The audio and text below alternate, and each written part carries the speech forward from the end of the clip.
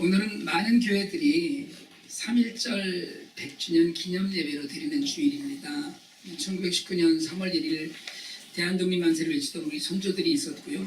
그 3.1절이 없었다면 여러분 사실은 우리는 1945년도에 해방이 되고 1919년에 있었던 3.1절 3.1운동이 큰 효과를 보지 못하고 결국은 오랜 세월을 일제압제에 지내왔지만 그 3.1절이 없었다면 우리의 해방은 그냥 부끄러운 해방이 됐을 거다 이렇게 이야기합니다. 그러니까 당시에는 실패한 것처럼 보였지만 그런 저항의 역사가 우리 독립이 당연하고 당당한 것임을 세계에 전하는 거였거든요. 그러니까 정말 우리 역사에 어쩌면 일제히 불법에 저항하던 역사의 큰 페이지가 없이 우리는 살아왔을지 모릅니다. 그래서 우리 선조들의 그런 귀한 은혜 우리에게 주었던 그런 감명 있는 그런 삶이 우리에게 좀 있기를 원하고요. 한편으로 오늘은 교회는 교회 절기로 사순절이 시작되기 전에 있는 주님의 산상변모 주일이라고 합니다. 아까도 이제 우리가 성경 말씀에서 읽었습니다만 주님이 변화된 모습이거든요. 그래서 이번 주 수요일 날이 제 수요일입니다. 마침 저희가 IT에서 돌아오는 날이어서 저희는 저녁에 모이지 않습니다만은 이번 주 돌아오는 수요일부터 사순절이 시작이 돼요. 그래서 4월 21일 날 부활절까지 사순절이 주일을 빼고 40일입니다. 40일을 지나가게 되고요. 그리고 심지어는 수요일 저녁에는 제 수요일 그래갖고 많은 교회들이 저녁에 성도들이 이마에 재로 십자가를 그리는 그런 모습을 많이 봅니다. 오늘 그만큼 오늘 산상변모주 사건은 어쩌면은 우리가 성경에서 출애굽 사건과 같이 주님 사역의 일대 전환을 이루는 그런 사건으로 평가합니다. 그 안에서 십자가의 사건을 예고하는 아픔도 있고 영광을 보는 아름다움도 있고 그리고 제자들의 무지를 다 포함하는 그런 부분이거든요. 그래서 오늘 말씀을 함께 나누는 가운데 하나님의 은혜가 좀 우리가 무엇을 닮아야 되는지 본받아야 되는지를 돌아볼 수 있기를 원합니다. 그래서 오늘 말씀 나누기 전에 우리가 3.1절을 꼭 기억하는 마음으로 제가 여러분들에게 뮤직비디오 한 편을 선사하고 그렇게 하고 시작을 하려고 합니다. 100년 전 오늘로부터 노랫말이 도착했습니다.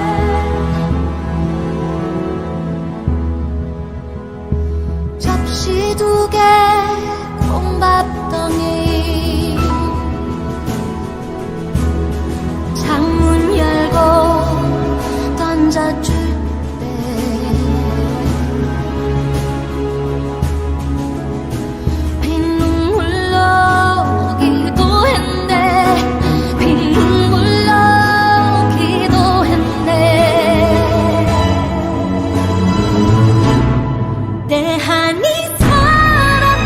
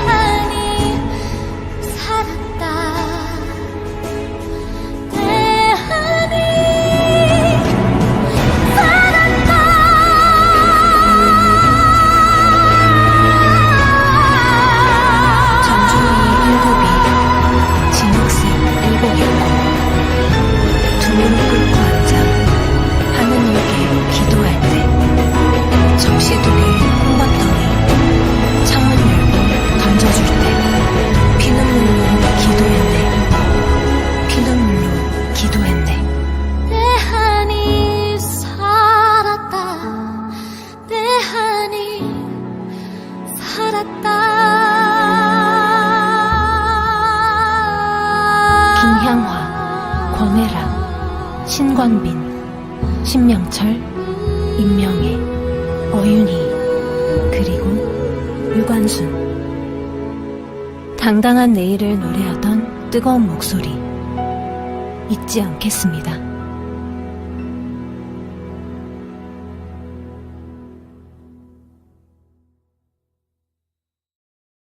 제가 어저께 이 비디오를 4번을 봤거든요.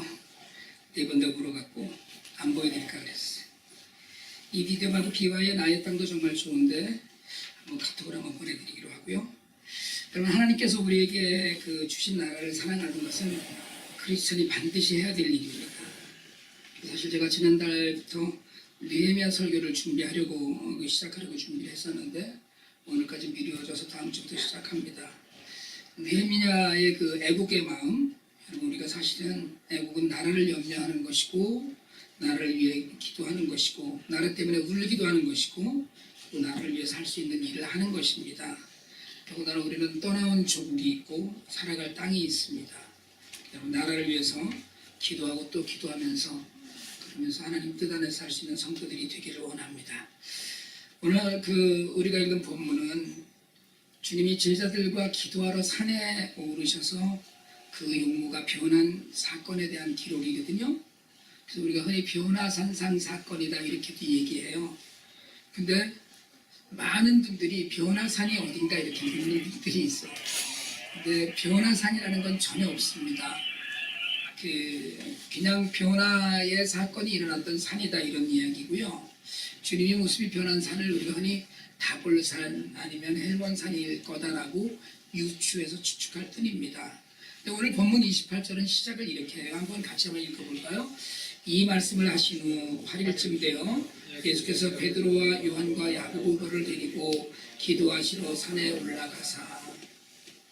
여기서 이 말씀은 십자가를 지실 것, 이 말씀을이라고 했잖아요. 근데 그 말씀은 어떤 말씀이었냐면 주님이 내가 이제 십자가에 달려서 죽을 것이다 라는 예고하신 거예요. 그 이야기를 했더니 베드로가 그렇게 하지 말라고도 그랬고요. 이 얘기를 하시고 8일쯤 지난 후라고 얘기해요. 주님은 세 제자를 데리고 산에 기도하러 가셨습니다. 여러분 사실은요, 십자가 고난을 얘기하시고 그 십자가 사건을 앞에 두고 주님이 기도하러 가신 거거든요. 8일 동안 제자들도 참 마음이 편치 않은 가운데 지냈을 거예요. 우리는 세상을 살면서 예측되는 어려움을 앞에 두고 살기도 합니다. 근데 어려움이 예상되면 어떻게 해야 되느냐? 답이 하나밖에 없거든요. 기도해야 되는 거예요. 기도해야 되거든요. 그러니까 기도한다는 건 제가 수요일 날도 그런 말씀을 드렸는데 기도한다는 건 하나님을 하나님이라고 인정하는 거예요. 쉽게 얘기하자면 주님은 십자가 사건을 앞에 두고 기도하셨는데 기도하지 않는다는 건 하나님을 인정하지 않는 거예요. 하나님이 나의 하나님이시라고 인정하면 하나님을 하나님으로 인정하는 사람은 반드시 기도하는 사람입니다. 근데 그렇지 않고 내가 그냥 해보겠다는 사람들은 기도하지 않아요. 기도한다는 건 기본적으로 겸손한 사람입니다.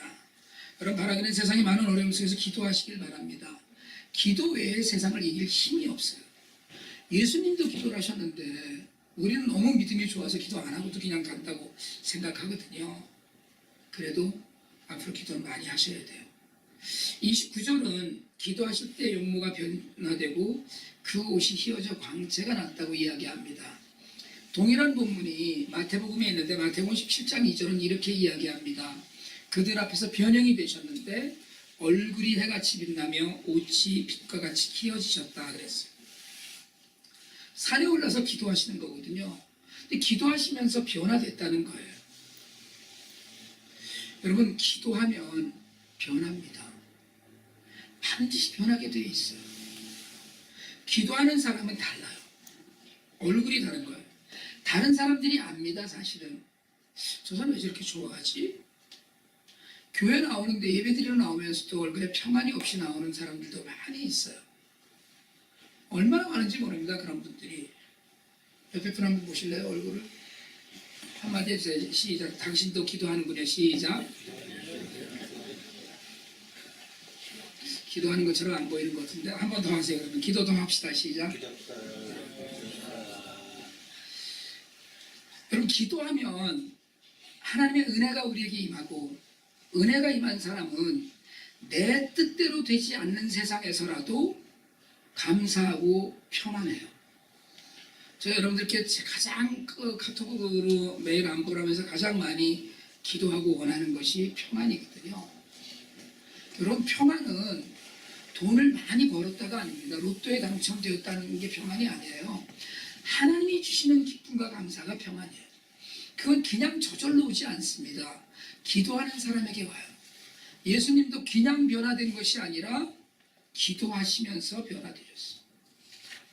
근데 우리가 얼굴이 해와 같이 빛나기를 바라는 건 무리한다는 얘기거든요. 앞으로 얼굴을 해같이 변화시키시려면 기도하시길 바랍니다. 다음 주에 여러분들을 보고 환하게 입을 다 끄고 조명이 비춰지지 않아도 될 만큼 환하면 기도한 줄로 알겠습니다. 그렇게 얼굴이 환하게 변하셨는데 성경은 그냥 넘어가지 않고 문득 두 사람이 함께 얘기했다고 얘기해요. 모세와 엘리야라고 얘기합니다. 성경에는 모세를 율법 그리고 엘리야를 선지자의 대표로 이야기합니다. 율법의 대표자 모세, 선지자로서의 대표자 엘리야를 이야기해요. 이 두 사람은 또 하나 특징이 뭐냐면 이 땅에 무덤이 없다는 거예요. 모세의 무덤은 있을 수도 있겠지만 기록되지 않아요. 우리가 신명기 읽으면서 얘기했잖아요. 신명기 마지막 부분에 모세는 죽었는데 무덤을 아무도 찾지 못한다고 얘기했고, 열왕기하에 가면 2장에 엘리야는 승천합니다. 이 땅에서 무덤을 찾을 수 없는 사람들이에요. 두 사람의 영광 중에 나타났어요. 천국이 아닌 이 땅의 산 위에서 주님을 만나요. 주님 그런 말씀하셨거든요. 내가 곧 율법이요 선지자다, 이런 말씀하신 적이 있어요. 그러니까 그 대표적인 두 사람이 만나서 이야기하는데 무슨 이야기를 하나 했더니 주님이 예루살렘에서 돌아가실 것에 대해서, 떠나가실 것에 대해서 이야기했다고 얘기했어요. 이게 우리가 얘기하는 출애굽 사건처럼 주님 사역의 전환점이 되고 분수령이 되는 사건입니다. 여러분 환상 가운데 예수님은 그 십자가의 죽음을 이야기하는 모습을 보이는데 뭘 얘기했겠어요? 주님의 고난을 위로하고 세상의 고난에 힘을 이야기했을 거라고 생각을 해요. 그렇게 세 사람이 얘기하는 중에, 세 사람이 그렇게 정말 광채가 나서 빛 가운데서 이야기하는 중에 너무 우스꽝스러운 일이 일어납니다. 그게 뭐냐면 베드로와 제자들이 깊이 잠들었다는 거예요. 여러분 아무튼 베드로는 기도하러 가기만 하면 정말 코미디 같은 일이 벌어집니다. 이제 주님하고 모세와 엘리야가 같이 서서 이야기하는 장면이 연출이 되는데 다 이야기를 마쳤는데 베드로가 갑자기 눈을 뜬 거예요. 그럼 너무 놀라서 할 말이 없어야 되는 거거든요. 눈앞에 자신이 상상하지 못했던 상황이 있는 거예요. 우리 같으면 무서워서 말도 못했을 것 같은데 베드로가 이렇게 이야기해요. 베드로와 함께 있는 자들이 깊이 졸았다고 그랬어요. 그래놓고 온전히 이렇게 확 정신이 확 난 거예요. 그러고 나서 예수님과 함께 서 있는 두 사람을 딱 보더니 두 사람이 이제 가려고 하는데, 떠나고 있는데 얘기를 해요. 예수님 이야기가 좋습니다. 우리 여기서 합시다. 그냥 제가 초막 3개 지을 테니까 그냥 예수님, 모세, 엘리야 다 모시고 그러고 여기서 삽시다. 그렇게 얘기를 해요. 성경은 더 이걸 희화화해서 이야기합니다. 베드로가 자기가 하는 얘기를 몰랐다는 거예요. 깊이 잠들었다가 깼다 그랬어요. 얼마나 놀랐겠어요. 근데 엘리야와 모세가 떠날 때쯤에서 주님 여기서 살자고 이야기해요. 이걸 우리가 뭐라고 얘기해요? 횡설수설이라고 얘기하는 거거든요. 성경 기록해요. 자기가 하는 말을 자기가 알지도 못했다고 얘기했거든요. 여러분 영적으로 깨어있지 않으면 말도 안 되는 소리를 계속 하게 됩니다. 자기도 모르는 소리를 짓거리는 거예요. 이걸 소리라고 얘기하는 거 말이 아닙니다. 이건 말은 대화죠. 그냥 소리가 나는 거예요. 여러분 영적으로 잠든 사람이 헛소리를 합니다. 교회에서도 세상에서도 영적인 게임이 없는 사람은 말을 많이 하는데 자기 말을 자기도 이해를 잘 못하는 거예요. 또는 다른 이들이 잘 이해가 안 되는 거예요. 여러분 간절히 말하는 건 절대로 영적으로 잠들어 있지 마시길 바랍니다. 깨어 있으세요. 영적으로. 성경적으로 세상을 볼 수 있길 바랍니다. 예수님이 기준이 되어야 되거든요. 베드로는 지금 여기가 좋다는 자기 기준이 된 거예요. 그냥 뭔가 얘기라도 해야 되고 뭔가 해야 될 것 같은데 그게 그냥 주님 모시고 초막 찍고 여기 살았으면 좋겠다는 것밖에 없어요. 여러분 말씀을 읽을 때나 심지어 세상의 소식을 접할 때조차 하나님의 뜻을 깨닫는 사람이 되시길 바랍니다. 영적으로 깨어있는 사람은요, 남이 무슨 얘기를 해도 이게 하나님의 음성인가 보다라고 분별하는 사람이에요. 제가 목요일날 점심에 어느 큰 교회 장로님이랑 점심 식사를 했거든요.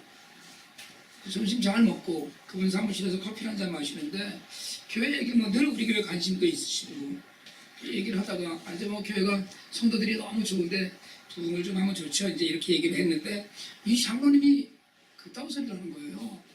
목사님 부흥하지 마세요. 그냥 좋게 그냥 있지 뭐 이런 얘기를 하는. 아니 자기는 2,000명 되는 교회에 나가면서 왜 우리는 20명밖에 안 되는데 부흥을 하지 말라는 거야. 네? 기분 나쁘더라고. 근데 마음에 그게 하나님 말씀으로 왔어요. 아 그래? 이 성도만큼이라도 깨면 여러분 세상은 1억 2천만 명으로 변화되지 않았습니다. 예수님의 제자 12밖에 없었어요. 바울은 혈을 단신 한 몸으로 뛰어다녔어요. 수십만 명을 대구로 끌고 다니지 않았습니다. 하나님의 나라는 숫자로 세워지지 않았어요. 그 기분 나쁜 소리를 딱 하는데 지금 좋으시다면서요. 너무 좋죠 지금. 전 정말 지금 좋아요. 그럼 그냥 뭐 부흥이고 뭐고 그냥 좋은 대로 하세요 이러더라고요. 근데 그 말씀이 기분 나쁘게 안 들리고 하나님이 내게 주시는 말씀이구나. 그렇게 정말 들렸어요. 뭐 허물없이 지내고 막역하게 지내는 그런 사회인데 여러분 정말로 영적으로 깨어 있으면 말을 많이 하지 않아도 됩니다. 우리말에 빈수레가 요란하다고 말을 많이 하면 실수만 해요. 그게 사실은 목사들이 실수를 제일 많이 합니다. 베드로가 정말 우리가 헛소리라고 하는 그런 소리를 할 수밖에 없었던 것은 영적으로 깨어있지 않기 때문에 그래요. 심지어는 그랬잖아요. 주님이 너희는 나를 누구라고 하느냐. 주는 그리스도시요 살아계신 하나님의 아들이니이다. 이렇게 얘기할 때 주님 뭐라고 하셨어요? 바요나 시몬아 내가 누가 이를 너에게 알게 하신 이는 누구라고요? 하나님이 알게 하셨기 때문에 얘기했다는 거예요. 여러분 우리가 하는 모든 이야기는 하나님이 우리에게 주신 지혜로 성령의 인도하심으로 하는 말이 되길 바랍니다. 그냥 내 생각, 내가 하고 싶은 내 소리가 아니라 하나님이 우리에게 주신, 우리 마음에 담아주신 말씀으로 우리의 모든 것들이 정말 남들에게 전해지는 그런 삶이 우리가 되길 바랍니다. 베드로가 그렇게 정말 우리가 헛소리라고 하는 소리를 마치는데 여기서 그냥 우리끼리 살아요 라고 하는데 구름이 임재했다고 했어요. 성경에서 특히 구약에서 우리가 그렇게 빈번히 보지만 구름은 하나님의 임재를 이야기합니다. 하나님의 임재를 상징해요. 구름이 그들을 덮었다고 그랬어요. 그 속에서 하나님의 음성을 들어요. 그런데 제자들은 두려워했다고 그랬어요. 34절 35절 우리가 한번 같이 한번 읽을까요? 시작. 이 말할 즈음에 구름이 와서 그들을 덮는지라. 이게 본문이 요전에 제가 읽어드릴게요. 그 구름이 와서 그들을 덮는지라. 구름 속으로 들어갈 때에 그들이 무서워하더니 구름 속에서 소리가 나서 이르되 이는 나의 아들 곧 택함을 받은 자니 너희는 그의 말을 들으라 하고. 여러분 하나님 앞에서 두려움을 느끼는 사람은 경고망동하지 않습니다. 하나님은 사랑이고 기쁨이셔요. 그런데 하나님은 또 한편으로는 거룩한 분이세요. 우리가 하나님을 사랑하고 하나님을 기뻐하고 하나님께 감사하면서 또 하나 우리 태도는 시편 128편에서 얘기했듯이 경외하는 마음이에요. 하나님을 존경하되 두려워할 줄 알고 어려워할 줄 알아야 돼요. 여러분 예배의 자리에서 하나님의 임재를 느끼는 예배자는 그 영광으로 인해서 기쁨과 감사도 드려서 찬양하지만 그것과 함께 경외도 느끼는 사람이에요. 하나님은 거룩하시기 때문에 여러분 우리 예배의 자리에서 하나님을 섬길 때 정말 신실한 모습으로 섬겨야 됩니다. 예배 드리는 데도 나와서 세상적인 것 생각에 정말 다른 생각을 자꾸 하게 되는 것은 사실은 옳은 예배의 자리가 아니에요. 하나님을 두려워하는 삶의 태도가 아닙니다. 예배 드릴 때 여러분 하나님께 집중하세요. 옆에 누가 뭘 하든지 신경 쓰지 않고 나는 하나님의 임재를 누린다 이런 마음으로 예배의 모든 것을 드려야 됩니다. 가능하면 예배에 일찍 나오셔서 예배 훨씬 전에 나오시고 그 예배의 자리에서 사적이고 세상적인 이야기는 좀 접어두고 하나님께만 집중해서 기도로 예배를 준비하고 마음을 다스려서 정말 하나님을 바라보아야 됩니다. 그래야 실수하지 않아요. 그래야 온전히 하나님을 만납니다. 그런 사람이 하나님의 임재를 기뻐하고 두려워하는 그런 사람이 정말 하나님을 만나는 사람이에요. 하나님과 동행하는 사람이고 하나님의 임재 가운데 제자들은 구름 속에서 예수님을 가리켜하는 하나님의 음성을 듣습니다. 이는 나의 아들, 내가 사랑하는 자, 내가 택한 자라는 이 음성을 들어요. 하나님의 음성을 듣는 사람은 하나님을 두려워하는 사람이에요. 하나님께 집중하는 사람이에요. 그런 바라기는 하나님께 집중해서 하나님의 음성을 듣는 삶을 사시길 바랍니다. 그걸 분별할 수 있어야 돼요. 그러려면 집중해야 됩니다. 하나님께만 포커스를 해야 돼요. 그리고 오늘 마지막 절은 오직 예수만 보이고 제자들은 그들이 본 것을 한동안 아무에게도 이야기하지 않았다고 기록해요. 여러분, 할 말이 많다고 아무 때나 아무 말이나 하는 건 아닙니다. 침묵은 많은 말보다 힘이 있어요. 우리가 말해야 될 때가 와요. 그러나 하나님 앞에서 잠잠할 때 하나님의 음성을 듣습니다. 기도 열심히 하고요. 정말 새벽 예배에 나와서 기도 열심히 하고 하나님께 부지런히 정말 간절히 매달려서 기도를 해요. 그리고 얼른 예수 그리스도 이름으로 기도드립니다. 아멘. 그러고 벌떡 일어나서 집에 갑니다. 하나님이 말씀하실 기회를 드리세요. 그게 묵상이에요. 내가 침묵할 때 하나님 말씀하실 수 있어요. 내가 계속 이야기할 때 하나님 말씀 못합니다. 하나님의 백성에게는 이 침묵이 힘이에요. 여리고성을 돌았던 백성들에게 하나님이 요구하신 것이 뭡니까? 떠들고 돌아가는 게 아니에요. 사실은 침묵이 힘이에요. 침묵하면서 여기가 좋사오니 하지 않고 세상에 내려가 삽니다. 여러분, 주님을 만나면 세상에서도 기쁠 수 있어요. 베드로는 환상을 보았기 때문에 그 산에서 살고 싶었어요. 그러나 정말 주님과 동행하는 사람은,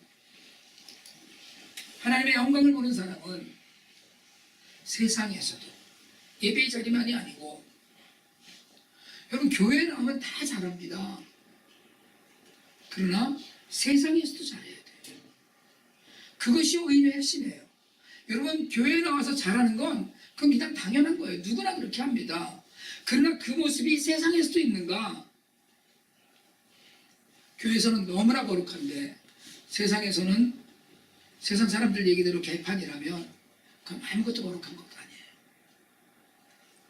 제자들이 하나님의 그 음성을 듣고 오직 예수만 남았을 때 내려가서 그 얘기를 입 밖에도 꺼내지 않을 수 있었던 것은 하나님의 음성을 들었기 때문에 그래요. 아, 내가 떠들고 다녀서 하나님의 음성이 내게 오는 것이 아니로구나. 침묵하는 가운데 떠들 필요가 없는 거예요. 뭐 우리가 알리고 여러 가지 할 때가 있고 이야기할 때가 있어요. 그러나 중요한 것은 침묵 가운데 하나님과 교제하면서 하나님께서 내게 이야기할 기회를 드려야 돼요. 여러분, 우리가 정말 말씀 안에서 우리가 변해야 되는데 그 변화 가운데 하나님의 음성을 듣는 우리 모두가 되길 바랍니다. 오늘 우리가 지난주에도 그런 말씀 드렸지만 신앙은 신비거든요. 그러나 신비한 곳에만 계속 있겠다고 하면 그건 그냥 신비주의를 추종하는 것밖에 되지 않습니다. 우리는 신비한 것을 인정하지만 신비주의를 추종하지 않아요. 구름이 거치고 오직 예수님만 남았다고 이야기합니다. 여러분 우리 믿음 안에 오직 예수만 남는 그런 믿음이 있으시길 바랍니다. 세상을 우리가 변화시키려면 오직 하나님께 집중하는 믿음이 먼저 있어야 돼요. 오직 예수님의 영광을 먼저 보아야 돼요. 오직 예수님 한 분만 바라면서 우리도 그 안에서 변해야 됩니다. 미러링 한다고 그러거든요. 우리의 얼굴이 달라져야 돼요. 왜요? 예수님을 본 사람은 그 예수님의 영광이 우리 몸에서 전달돼요. 우리가 반사할 수 있어야 됩니다. 우리는 빛이 아니에요. 그러나 우리 안에 계신 분으로 인해서 우리가 세상을 빛으로 살아야 된다고 얘기해요. 주님 얘기하시잖아요. 너희는 빛과 소금이니 세상의 어둠을 밝히고 세상에 정말 소금의 역할을 다 감당하라고 이야기하신 것은 우리가 빛이 아니라 환하게 변화되셔서 그 광채로 우리를 비추시는 주님이 계시기 때문에 우리가 세상을 비출 수 있어야 돼요. 오늘 산상변모 주일에서 주님이 변하셨던 이 사건은 오늘 우리에게 예수님 한 분만 바라보면서 변화된 삶으로 세상을 비추라고 요구하고 있습니다. 오직 한 분 남은 예수님 때문에 우리의 삶이 변화되고 기도하는 가운데 우리가 변화된 삶을 많은 이들에게 보여주는 그런 복된 자리로 함께 나가실 수 있기를 주님의 이름으로 축복합니다.